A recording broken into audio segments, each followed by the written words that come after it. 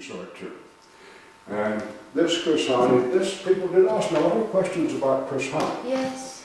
Well, people came here, quite a number of people. They would stop and ask me, what about this?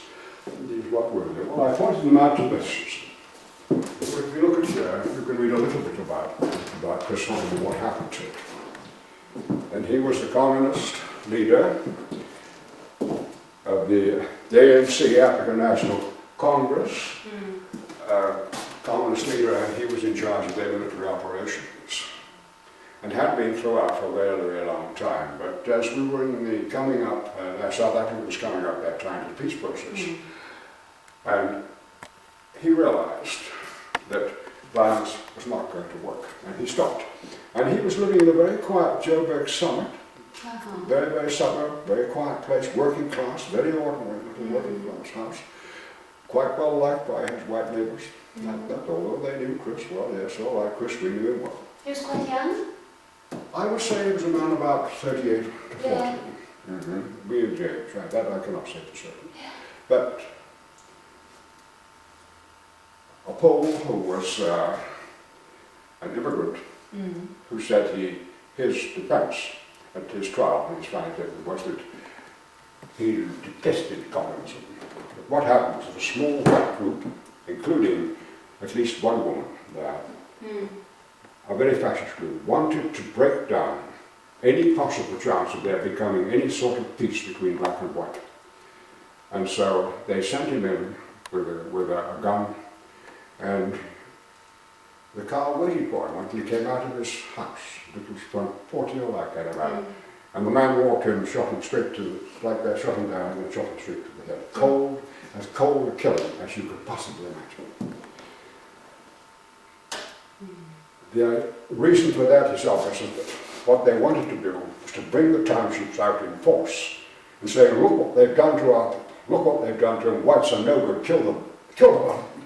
Bring the whole townships out. And Mandela, of course, and the best of the ANC knew perfectly well what happened. It was a murder deliberately intended to provoke that action. He appealed to the townships.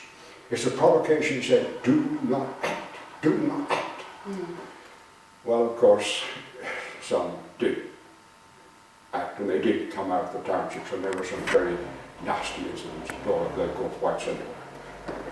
But the strange thing about it, I was there in South Africa for several months, and in that time it took some terrible violence every day, day in, day out, violence, far surpassed anything at Austria now. And yet, when this man was shot, the whole country seemed to go silent. It was such a shock. Why? One thing happens, out of all the things that might happen, and that suddenly stops everything for a very short time. And everybody realized at that moment, I think, the true extent of the crisis that South Africa was facing. It was this man who died, a man named Chris, of all things, Christopher Christ Bear, a communist and an atheist, that was it, and shot on Easter Sunday. But in a way, that's a man whose life was sacrificed. And you know, there's some Christians who probably notice the essence of this, a sacrifice of a man's life to save other lives. Not that Chris would ever have thought or dreamed anything like that.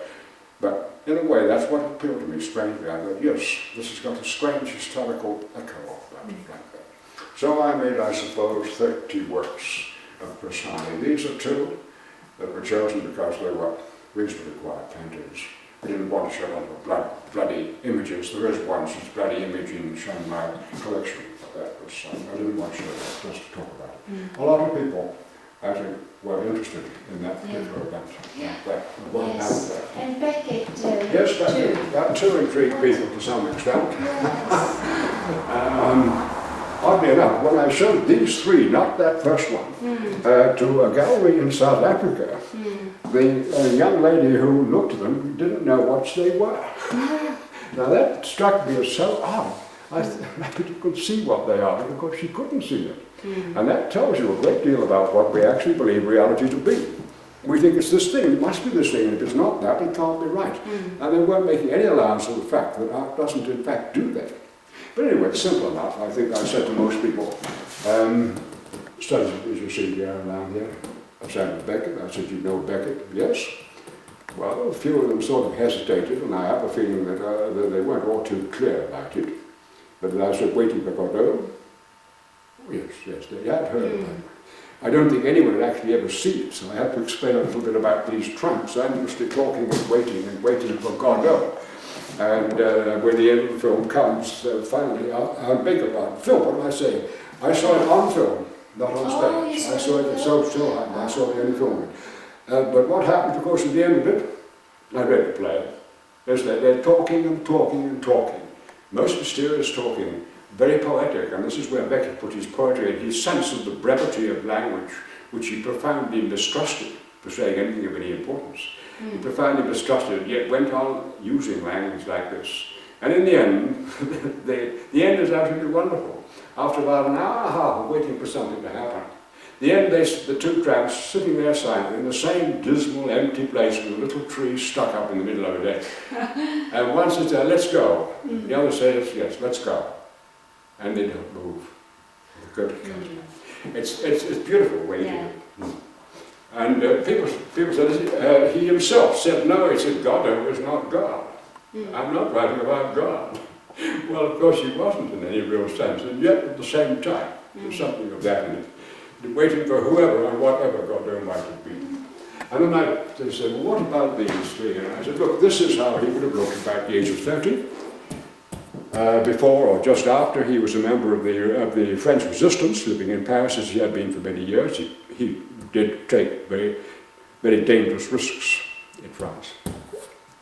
I said, look, all right, that's how I look like. And then I said, I've taken these three images and changed them all to look inside Beckett, as it were, as far as I'm able to do that, to show this image of him was recognizable, similar images.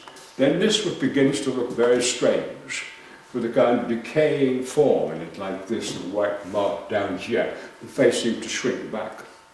And you come to this last one, which extends upward like that, is purely comedy. And I think Beckett, looking at those, would have laughed and said, yes, I know. That's me, but said that and far more than that.